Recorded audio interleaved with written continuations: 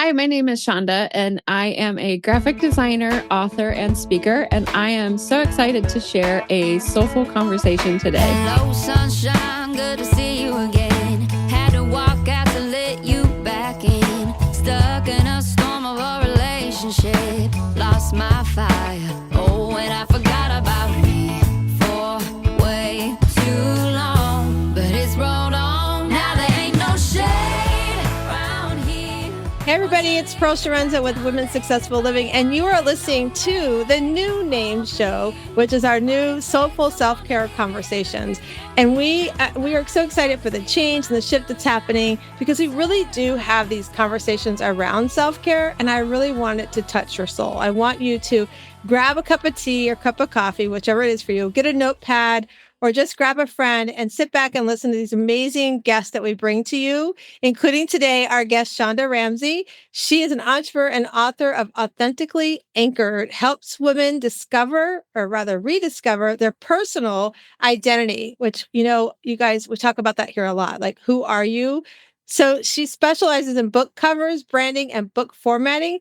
She hosts the podcast Dear Indie Author for independent writers. Shonda lives in Spring Rural, Ohio with her husband and Yorkie, Coco. And we will share all the links, but of course you can go visit her at shondaramsey.com. Shonda, I'm so excited to have you today. Thank you. I'm so excited to be here. Thanks for having me. You're welcome. It's so cool like that, as an author to talk to somebody who's on that other end, like helping people share their stories, helping them bring it to life, helping them see it on paper and in the books and everything that you do.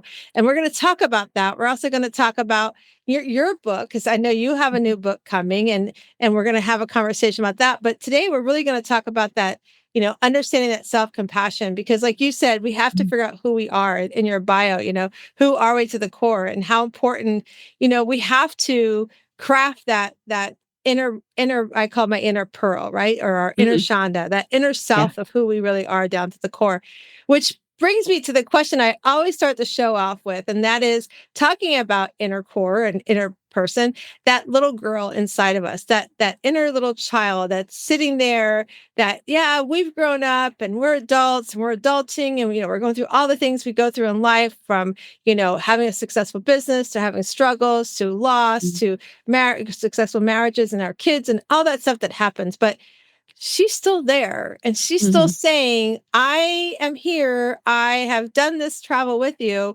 You got to talk to me every so often. And so I always like to go back and be like, can we go talk to her for a few minutes at the beginning of the show? So if you're open to it, I would love to have you tap into your inner child, that inner little Shonda, and have Shonda share with us, what did she want to do when she grew up? When we were little, they ask us all the time, what do you want to be when you grow up? I want to be a doctor. I want to be a nurse. I want to be a wife, whatever those things. I want to be president of the United States. Like, whatever those things are that we dream big of, right? I always like to know what that was for our guest, and how does it correlate to what you're doing today? Because oftentimes, we have this dream, this vision, and we think in our head it's going to go this one path. And we think, as we'll talk today, that, oh, maybe if I go over here and do it this way, it will be different. But no matter what, we come back to the same path that's already been pre-planned for us, so to speak. So tell us about little Shonda. What does she want to do? What was it like growing up? What does she want to do when she grew up? And how does it correlate to what you're doing today? Sure. So I love this question because I love to revisit little Shonda, and even 16-year-old Shonda. I often will talk to her as well, because I felt like that was a really pivotal moment for me too in my life. But as a child, I can remember playing with my dollhouse. So obviously the number one thing I wanted to be was a mom. I wanted to have children, a big family, live in a big 2-story house with a black door and black shutters. And that matched my dollhouse, just like how it looked. But I also wanted to be, for my profession, there were 3 things: a teacher, a writer, or a cheerleader. Those were the 3 things. And so today, I love that you had it like drawn out, like you described it, the black door, the black shutters.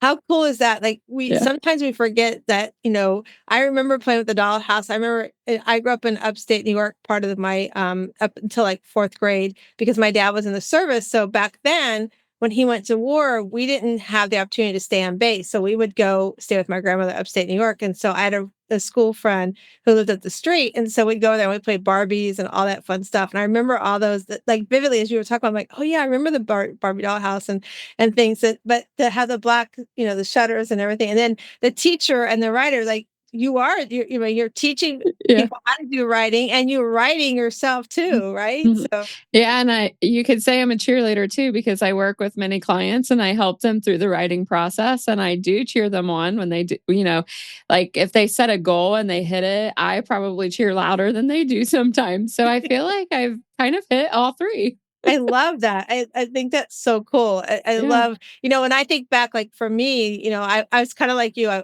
I wanted to be a cheerleader in school, but I learned early on what the whole drama that stuff was Mhm. like, and I got out of it very fast. I And did then too. it's like, okay, I don't fit in with that kind of stuff. And Mhm. and then I wanted to be a teacher, but I didn't have the opportunity to have the guidance on how to go to do that. And so here I am today. I've gone through this, what I call the school of hard knocks. And I've learned, as we're going to talk about self-compassion, I never gave myself compassion. And Mm. as I, especially as a people pleaser, we Mhm. never think about ourselves first. Yeah. And so, as I went on my journey, as everybody's been listening to us for a little while, if you're new, in 2015, I took a identity and destiny course. And in that course, after 6 weeks, we had to give our I am statement. And I was still saying I was all my titles. I was my Mm. wife. I was a mom. I was volunteer, PTA this, a football mom this, and soccer mom here. And Mm. so it was an eye-opening awakening that was like, who are you, Pearl? And today I want to be a teacher. Today I am teaching because I took that journey as like what you do is I took that journey and I knew I wasn't alone, number one. Mhm. Many, many women, especially, are people pleasers. Number Mm. 2, and number 3, I wanted to tap in and support and pay forward my lessons I learned. So telling my story, in different chapters of books, it was been important to me. And I feel like when I look back, I was like, I was telling somebody last week on one of the shows, I was like, if I started teaching when I wanted to, I'm actually teaching the people I would have taught back then because they're around my age now. I'm just getting them later in life. I'm not getting them at Yeah, elementary school, right? So definitely. yeah. So let's dive into. I know you're working on a book now. We were talking Mhm. before the show about about having that self compassion. We Mhm. oftentimes, as I said, as people pleasers, we don't give ourselves compassion. We don't give ourselves that time out to you know take time for ourselves and revisit ourselves and revisit that little girl like we were talking about. We don't do that often. And so, we become this critic of ourselves, whether Right. it's I don't do enough for my family or I don't do enough for this job or this project or, or I don't look great, I've got this role or I got this wrinkle. Mm. We really beat ourselves up. Let's talk about that. Like when you tell us about what you're writing on and when you think about understanding self-compassion, like, what does that mean to you? Yeah, so this new book that I'm writing, it'll come out later this summer, and I wanted to devote a whole chapter on the topic of self-compassion, and the reason for that is because, like you, I am a serial people pleaser. It's just who I am. It's what I have always done, and last year, I really challenged myself to put myself first. It was the first time my whole life that I have ever done that. I was terrified to do it because I'm just like, I'm going to hurt people's feelings. You get all those insecurities around that because you're so used to helping other people that it just feels weird to put yourself first.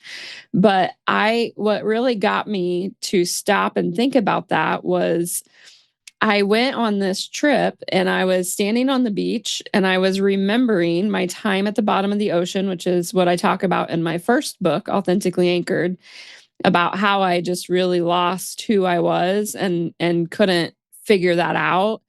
Um, and I was standing there so grateful that I was no longer in that place, that I was now standing on the shore. But when I looked down at me in my swimsuit, I was very unkind to myself in that moment. And I'm like, I really probably should have exercised more so that I could, fit a little nicer in this suit. And so I had to stop myself and say, no, we can't do that. And so for whatever reason, I just remembered being 16 years old, standing in that same spot and feeling that same insecurity about being in a swimsuit. And so that just kind of got me really considering what it was like to talk to myself in a way as if I'm talking to 16-year-old me. And that kind of changed things because you don't think about what you're doing to yourself by picking on your own insecurities. It just adds to everything else on top of it. Like we put so much weight on our shoulders as it is. And to do that, you're creating even more weight that you then have to carry. And so part of being self compassionate is learning to recognize when you're doing that to yourself. And that's really hard. It's something that not many people stop to think about. And so what I have done for myself and what I am encouraging others to do is to take some time, like maybe 2 weeks, and really pay attention to your emotions throughout the day. What is triggering them? What is the response you're having? What response did you wish you had instead? Those kinds of things, and see if you can't figure out the patterns from that. And after 2 weeks, I guarantee you'll be surprised at what you discover about yourself. You really will. I love the picture of, standing at the bottom of the ocean, like you're at the bottom of this ocean and, and like the weight of the world is on us because it's so true, especially as women. There's something about and I know it's generational. I know it's, growing up. I think back, to my granny, like she did everything for everybody. My grandfather, I don't remember him because he passed when I was little, but she did everything, she took care of everything, even us when we would go live with her. And then I remember, then it came to my mom. My mom, she was working full time and taking care of us while my dad was at the war. And then at my generation, it's like we're learning, no, we want more, but we still have to dabble a little work. But we, so we carry this generational, and then that's the guilt of going, like you said, when you start saying yes to you and no to others, we do that. Those thoughts of they're not going to like me, that I'm going to feel guilty because I'm telling them no, they're going to think that I'm selfish. Like all those thoughts come in our head. And when we understand, that's one of the part of the things that I do with my coaching is I help my clients, especially the women that I work with, understand that those are sabotaging thoughts that they want to hold us back. They don't want us to grow because we're letting it know, no, I can still be a people pleaser, but do it differently and show up for me first, take care of me first, have compassion for what my needs and wants are, and still show up and not do it as if I don't care, because self-care can be sitting with your kids. It could be hanging out with a girlfriend, getting nails done. It could be any kind of things like that, or just sitting on your front porch swing and talking to their neighbors that go by, but there are ways to do it without feeling like you're being selfish.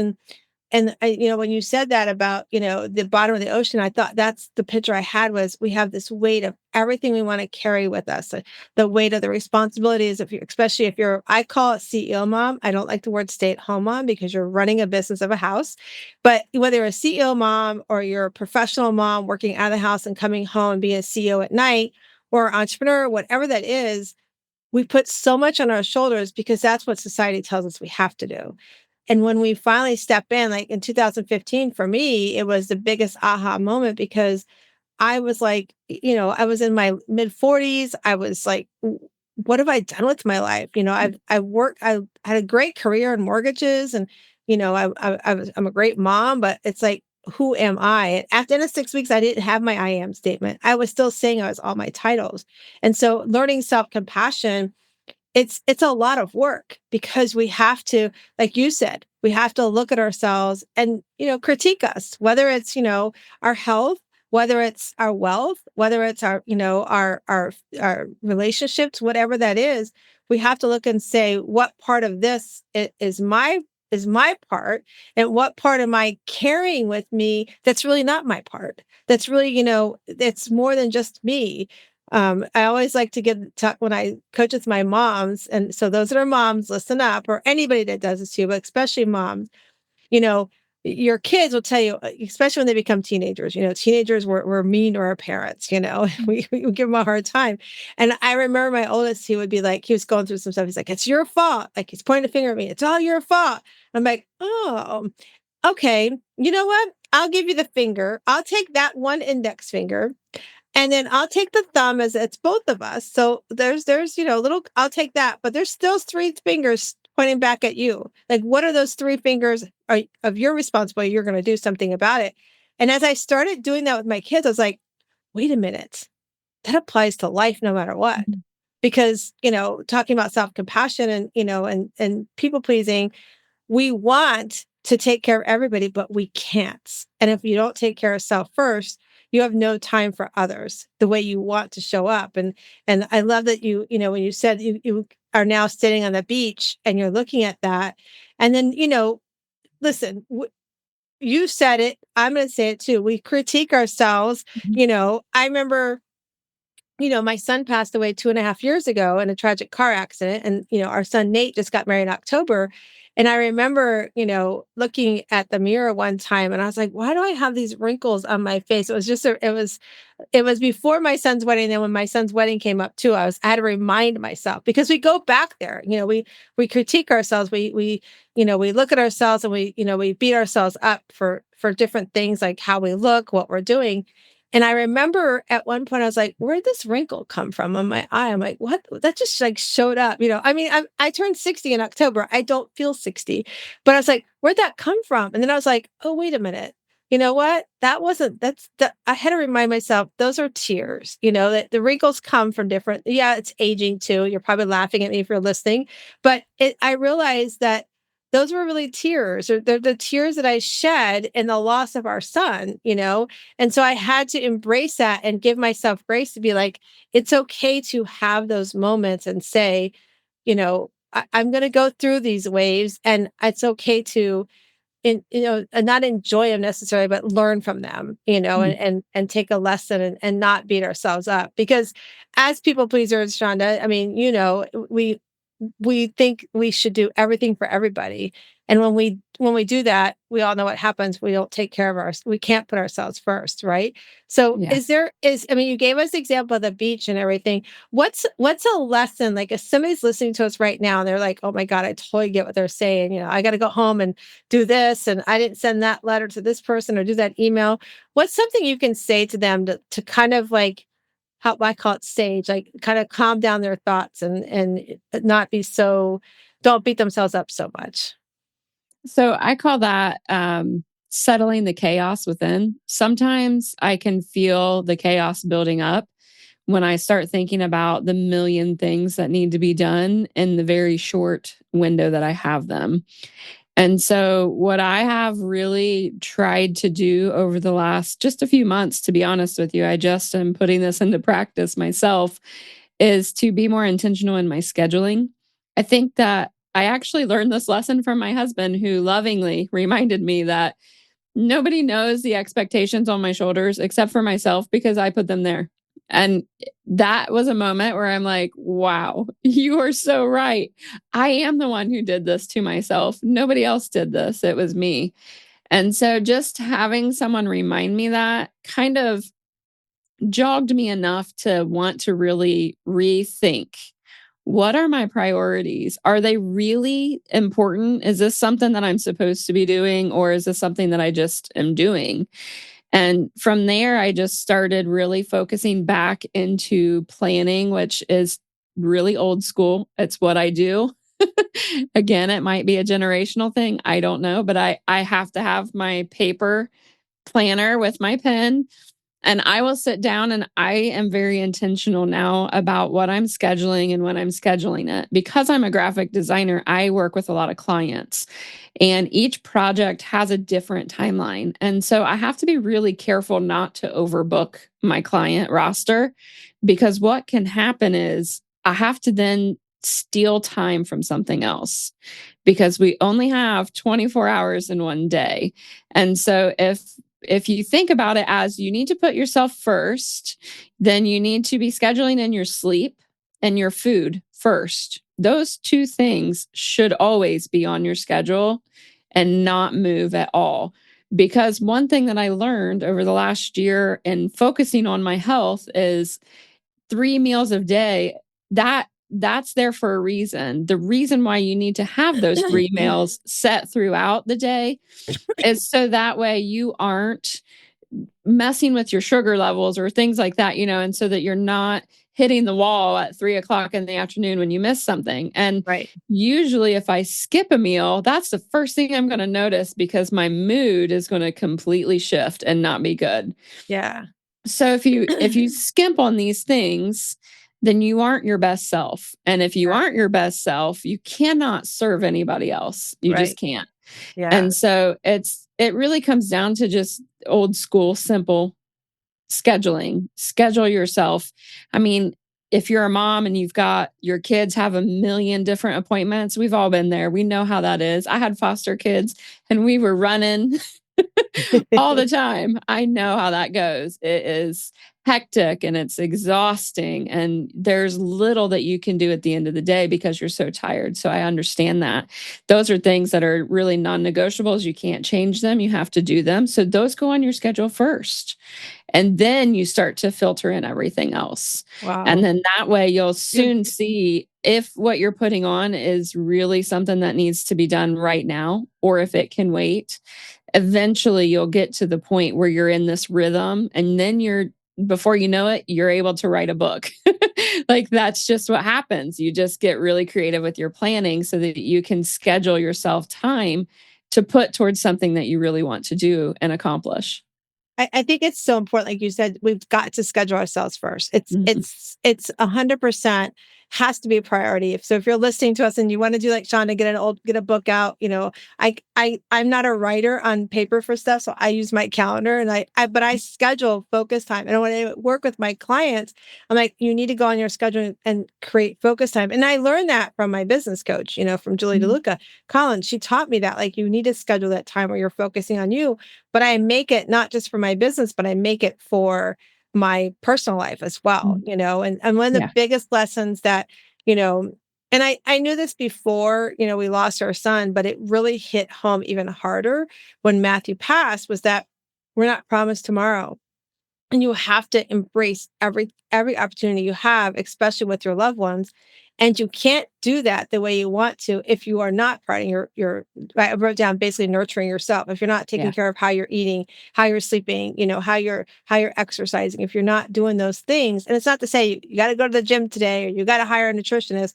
It's just what Mhm. little things can you start doing that are going to make an impact. And one of the biggest things you can start doing for yourself is allowing yourself at least 20 minutes a day minimum where you just nothing for nobody but you.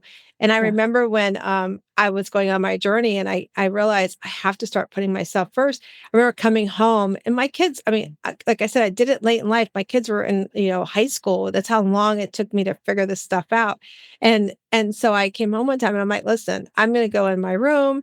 I'm going to go read, or I might take a bath. I'm going to do something for me. So unless the house is burning down, your dad got you covered. You guys are old enough to figure out what you need to do. I don't want to be bothered for at least an hour. Yeah. And I have clients that will say to me, well, how do I do that? Especially, if you're working out of the house, you come home and as soon as you get home, you walk in the door and sometimes it's hard to do that. I'm like, you know what? Go park around the corner from the house. Sit down in your car, or if there's a park nearby, get out and go walk the park and take 20 minutes where you just either listen to music or you journal or you read something, and then you go home, because it never fails. We have to digress our day. We have to, Mhm. detox our day. And so it's really, really important that I'm doing this challenge right now around Instagram, and he's calling it prime. You have to prime, your Instagram. We're priming our Instagram, which what that means is you don't touch your Instagram, you don't do anything on Instagram, don't look, don't search, no nothing for one full day. So what do you, I wrote that down. I'm like, well, what are you doing to prime your life? Like, what's Mhm. one day where you've taken time off to do something for yourself you haven't done in a while? Whether it is sitting down and watching a movie with your kids or your husband, whether it's sitting on a front porch swing or stopping your car before you head home for 20 minutes and doing something, there's so much power in that. And I'll give you a prime example of that. I had a client this morning that I'm coaching, And she reached out to me at like 5 o'clock this morning or 6 o'clock. And I woke up to the text. She's like, I don't know why today I'm having this really gloom day. I had a great day yesterday. And the first thing I said to her, because I know where she lives, I'm like, go to the water, go outside, go take a walk, go do something. And she messaged me later. She goes, I went to the water. I said, see, the water is so good for your soul. It's so calming. So, do something. If you're listening to us, do something that you enjoy doing that brings you calmness. Because if for some reason, Shonda, if you and I are not here tomorrow, somebody is going to slide in and have a conversation like you and I are talking about today. Somebody's going to Mhm. slide into your seat at your job. Your kids and your spouse are going to figure out, oh, I got to figure out how to cook and do my laundry. They're going to figure that stuff all out. But what they're not going to get back, and they're going to wish they got back, and you can never get them, is that time for you because you didn't take care of yourself. And so I always challenge my clients when I start working with them. I'm like, okay, if you're not here tomorrow and all your family and friends could say, and it has to be 10 people, what they saw you do for yourself. If 10 people can't say something different, we got to start working because Mhm. that's all they're allowed to say at your eulogy. If nobody can stand up and say nothing, you're in dire need of an emergency intervention, but you can still make a change. You can make a difference in your life today. And that's where self-compassion comes in. It's like when we realize I have to, as much compassion I give to caregiving, to nurturing my family, to taking care of my job, I have to put that same compassion into what am I doing for myself first? What are Mhm. your thoughts on that? I would agree with that for sure because I think that one thing that really came to mind to me about this year or last year rather was I got really sick in January, and so it's something that you never really prepare for, you never expect coming, and when it does, it really can set you back. And I had to have a very serious conversation with my medical team and my husband in order to combat what I was facing. And extreme measurements had to be taken. So I was faced with, do you continue the way you're going and keep pouring yourself into your business to where you're going to continually run yourself in the ground? Or do you maybe scale it back a little bit and not focus so much on the need to hit those numbers that you think you need to make? And that was the route I took. That was something I had to do because at that moment I felt like my life was more important than my business because if I die tomorrow, my business dies with it. So, it's not going to continue on. And so I'm not really doing it a service or myself a service by continually running myself in the ground. And that was a really hard lesson to learn, to be honest. Well, I'm so glad you had a team. I'm glad you got yourself accountable for that and gave Mhm. you that compassion for that. I'm going to circle back to what you said, that you settle the chaos within, Mhm. and I wrote that down. Like that's such a powerful statement. Like how are you settling the chaos within your life? And where is the chaos showing up, And I think like when boundaries come in too, like I think about boundaries when we're talking about the self-compassion about we have to put boundaries around what we will accept to Mhm. cross into what will keep us from doing things for self-care. We also set boundaries around relationships, those relationships that are maybe toxic for us or pull us into a lot of drama. I mean, right now I'm going through one myself and I had a conversation with a family member yesterday. I was like, wow, it really sat when I hung up. I was like, I'm letting that take over my life. And I'm like, it's got to stop, so I've got some things in place for that. But when we don't do that, it becomes so distracting to what we need to do compassionately for ourselves and also for those we love because, we want to show up for them. But when we can't settle the chaos, it just creates more chaos in our life. And that's important. While we were talking, I went back and I was looking. So one of the things that I do, Shonda, you filled out the form and the listeners don't know this, is I always try to ask, I have a series of questions I ask. And one of the questions I always ask is, what's your Shiro journey? And I know that you talked about, that you believe the ultimate act of grace that can be extended to yourself is by listening to what your body needs. And that one day it needs to rest, while another day it may need to be spend an hour writing to get our ideas out of our heads and onto paper. So, and then what you're going to say is that finding what works best for you when it comes to self-care is what makes it work while also doing something authentic. And I think that's so powerful in that journey that you went on to find that, almost a year ago, you've had this health thing come up, and Mhm. and we do, and we have to give her that self-compassion. We have to, like, find out what works for you, because if you're listening to us, you're like going, I bubble baths are not self-care for me. Writing in a journal is not self-care for me. Sitting in my car 20 minutes, that's fine. It doesn't have to work for you. It's a matter of finding something that you enjoy doing. I have a client, I said to her, I want you to journal. And I saw this look come over her face, and it was so funny. I was like, why is she doing, what's that look about? So I asked her, and I try to push my clients out of their comfort zone, right? And I'm Mhm. like, so why are you looking like that about journaling? And I'm like, trust me, I never like to journal. I'm like, I just told Sean at the beginning of the show, I don't like to write anything.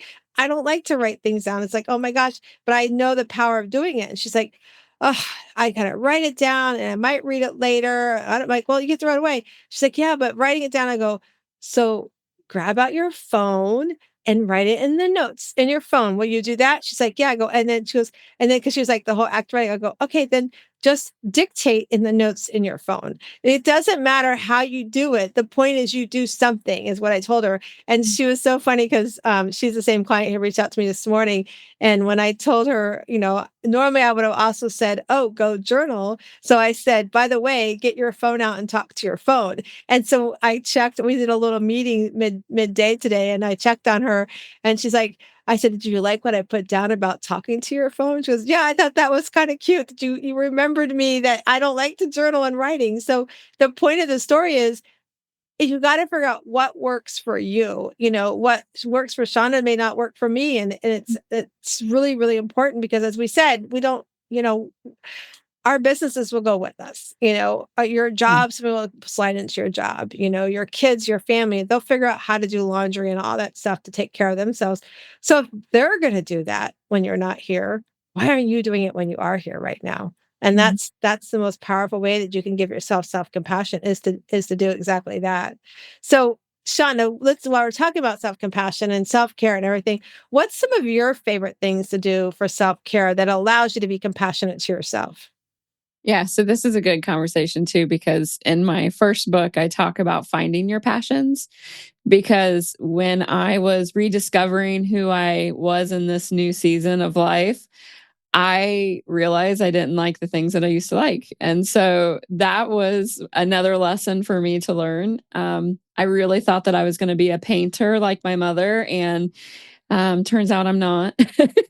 So it's just really kind of finding what works for you. I discovered drawing digitally, which lends well with graphic design. The problem with that, though, is it now is part of my graphic design process. So it became more like work and less like self care. And so just really kind of adapting and figuring out something else. Right now, I'm learning how to hand embroidery. I don't know why. I just felt like that sounded like something relaxing that I could do mindlessly and not, have to worry about it. I used to cross stitch when I was younger. And so I thought maybe it was similar. So, just finding something that you can do. I really also like, I like to learn new things. It's something that I've always tried to do. And I decided this year I want to focus on fun things. I want to learn fun things, things that are not tied into business or work or anything else, just something that I can do for fun. And so my mother in law actually got me a Mahjong set. It's like a porcelain set. And I'm so excited. I don't know how to play it, but I'm going to figure it out. Because I know I can set it up, leave it up, and then just kind of play as I need a reset. You just need a reset sometimes. Okay, wait a minute. You got to tell us, what is this game? I've never heard of it before. Mahjong, Uh-huh. it's It's like a solitaire, I think. I've only played it on a computer before. I've never played it in person. So the tiles look kind of like dominoes, but they've got, I don't know if it's Japanese or Chinese symbols on it, but it's got symbols on it. And so you have to match them. You get like a pair. But I believe you stack it up. So you've got multi layers and you can only pull from the top layer Ooh. that's visible, which makes it pretty challenging. And so I haven't quite figured it out yet. It did not come with instructions. So I have to figure it out. It's all You're part gonna of the keep fun. yeah, I was gonna say it's part of the fun, it's also part of the, like, like you said, doing something different and fun, like, it's like almost like creating your own rules with the game too, right? It's Yeah. like you can create your own kinda game with it and stuff and that kinda thing. I wanna go to what you also do with storytelling and helping others write their story, because one of the things I coach at a nonprofit, it's called the Mary Martha House, it's here in, Ruskin, Florida, and it's for women that are in between homelessness and leaving situations that are not good for their lives. And so I have the honor of coaching them twice a month and spending time with these amazing women who are making change in their lives.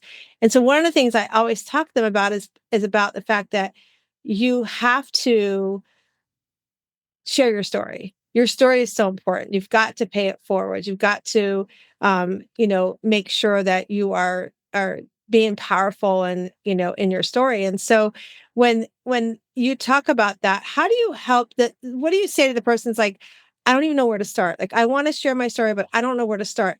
Walk us through like how you work with your clients and how you guide them when they feel stuck on sharing their story, scared to share their story. What are some of the things that you do with your clients? I always start with reminding them that they just need to start. A lot of people just they won't start. For whatever reason it is, they're just too afraid. And so there's not really a trick to starting other than simply starting. Pick one story. Like if you want to share something about your life that you learned a valuable lesson from, pick that story and just write it. Just test the waters a little bit. Write it without expectation that it's going to become a book or someone's going to read it. Write it for you. Write it so that you can release what it is that you're holding on to. And then you can kind of go back through. That's where editing comes in later, right? So just getting your story out is the most important thing that you can do. When it comes to writing it in a way that it needs to go into a book, obviously you need to have structure and plotting and things like that so that you can have a good flow within your book. But if you're just getting started, just write a story. Pick one moment in time that you want to share about and just write it. And when you write it, try to capture all your senses from that moment. So what did you see? What did you smell? What did you feel? All of these different things. That's what you want to write about so that that way you're showing your reader what happened in that moment, not just telling them about it. It really just kind of invites them in with you and it helps kind of paint the picture for someone who wasn't there with you. And so once you write one story, usually you kind of, break the barrier there and then you can keep going from there and see what you've got. And a lot of times you'll find there likely is a common theme or a lesson that was learned throughout these stories that you can then share and help someone else with that. That and I like how you talk like just do one chapter, just start something small, something simple. I started with doing chapters in books with other people create this contemplation book. Now I'm actually working on a book for in honor of our son Matt who passed because he was adopted. He was mixed race and he was the only mixed race child not just in our family, his adoptive family, but also his biological family. And so he had a lot of struggles with it. And we talked often about it. And one of the things he always said is, he saw me speak and write, and he's like, we should do a book on, raising a child of a different culture through adoption, And so I've got 7 authors in there right now. So we're working on getting that together and the next step with all of that. So it's so much fun to be part of now. I'm putting my own together and doing something in that honor of him. And like you and I were talking before as well, I like through the holiday, I just got this, inspiration to put something together. I'm like, okay. And it's like, I've been playing around with it for like the past week. My husband keeps laughing, me sitting next to, how many times you're going to change that inside page? I'm like, leave me alone. It's got to be my inspiration, So, but having somebody like you to help us get our story on paper, to help us, like you said, you can't just, it's like the flow of the book and all it's so, so important. And so, tell everybody, Shonda, where they can reach you to reach out to you if they want to talk to you about sharing their story, if they are writing a book and they need help with graphics, or just want to talk to you more about your personal story. How can they reach out to you? Yeah, so they can find me on my website. It's shondaramsey.com. And anywhere on socials, I am at Shonda Ramsey Official. Those are the best two places to get me. They link to each other as well. So if you get to one, you'll certainly get to the other. And I think you had a free offer, right? For everybody, you want to tell me how they can get that free offer? I think it was I like your first chapter of your book, the first yeah, chapter. Yeah, so it's the first chapter of the Authentically Anchored book. And if you go to my website under the books tab, it will have a link there that says download my free chapter here. And that's where you want to just go in there. It'll ask you for your email address. You need to put that in so that the chapter can then be sent to you. And then that'll give you kind of an insight. I actually give you more than one chapter in there though. So I give you the introduction, which kind of explains what will happen if you read the book from beginning to end. It just gives you a little bit more. I'm going to be honest, the way that I write, I am a teacher.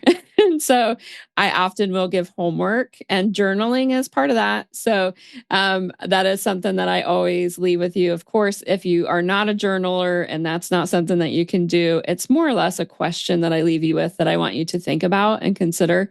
And so that's something that you can easily do without journaling about it. I love it. I love when we give homework to the reader. I think it's so much fun. It's so inspiring. So this has been so much fun, and talking about self-compassion and overcoming people pleasing as we both are. It's always a journey. The one thing, like, for me, that really, like, my people pleasing, I could say yes to everything and anything you would ask me. And so as I started down the journey of becoming overcoming people pleasing, I actually took a rock. It was so simple. I found this rock. I picked up this rock, and I was like, okay, God, what am I supposed to do with this rock? And I happened to be going to a network event. Somebody asked me to do something, and I was like, my hand swept across the rock in my pocket. I was just like, no, I can't do that. And I was like, I said it so, like, even to me, it felt odd. I was like, oh, wait. I didn't mean the way it sounded. I just can't do that's not something that's, on my heart that I could show up for. And as I went through this journey of learning to say no, I became stronger. This is where my Shiro program came from. I became stronger in that I have to say no to others so I can show up for myself. Because as I was doing that, I realized, oh my gosh, I'm not so stressed anymore. I'm sleeping better at night. I'm eating better. So I was Mhm. happier. My life became much more happier for myself. And then I became empowered to, go on the journey of learning what other women are doing this. How can I share my story? And writing and coaching has become part of that, and doing retreats as well. We do an annual pajama self-care retreat every year in September. And so then what was happening is I would show up into rooms and people were like, what's different about you? People were noticing that I wasn't stressed out. I wasn't overwhelmed. I had like this, I call it the glow up, the radiant glow up. And then I truly started walking that, we talked earlier at the beginning of the show about, we think we can go off the path and get off the path of how it's laid out already for us. And I realized I have to stay on that original path that was planned out for me. It's just a different path than I thought. And I just have to play the path out. And that walking in my original self has been what's carried me through ups, downs, challenges, everything that's come, my way. And becoming that, stepping into that Shiro that I am is so powerful. But one of the things that was really cool as I went through this, and so those of you that are listening to us or watching us, things will happen that as you go and start stepping into that Shiro self and saying no to others, I started realizing, oh my gosh, you know what? I don't like to do that thing, but I know somebody else that could do that for you. So I was connecting people together. And so for a people pleaser, it was really cool because I still felt like I was showing up for them, but I really wasn't showing up for them. So Yeah. things will happen as you make these commitments to your life, as we're talking about, as you start showing yourself more compassion, as Sean and I have shared today. We both want you to know that you deserve to put yourself first. And when you do, life has got so many things that you didn't know that's going to reward you. And so before we close out, Shonda, and we move to the special thing we do at the end of the show, do you want to give any closing remarks about self-compassion to our listeners and viewers? Yeah. So I just want to really encourage you to not stand in your own way on this one. I know that that is probably a big ask, to be honest, because I think that we tend to trip ourselves up in this because we get in our heads and we think, do I really deserve time for me? Can I really do this? And it becomes this back and forth. And before you realize it, you've spent more time contemplating it than what you could have if you would have just spent 5 minutes on yourself. So just stand aside and just treat yourself every once in a while. It'll really change who you are once you start putting yourself first. And in a good way, because what I have found is joy is returning back in my life. It was something that I've been missing for a really long time. And now that it's coming back, I'm having more fun with my family and with my friends. And, I was able to sit around a table with 10 close people and laugh so hard that, time just slipped by. I didn't even realize how late it had gotten. And I wasn't tired. I didn't feel like I had to go to sleep or anything because I just was in the moment. And so I think it's really important to remember to do that. Wow, I couldn't have said it better myself. That's so true. I love that you found joy. I love that you gave the example of what being a Shiro is in our lives, and I love that you found that Shiro and you've on that Shiro journey. So thank you for sharing that with everybody, and we'll put everybody in the show notes how to reach out to Shonda. But before we let her go, we did forewarn her that we're doing our Better Life, Better Question cards. We're keeping it with the show because it's so much fun. So I've already shuffled them. I'm going to go through. You tell me when to stop, and we'll read what your card says. So here we go. Tell me when to stop. Stop. Okay, so your card says, "What is my intention?" So, what's your intention for Mm. at the beginning of the year? What a great question. What's your intention?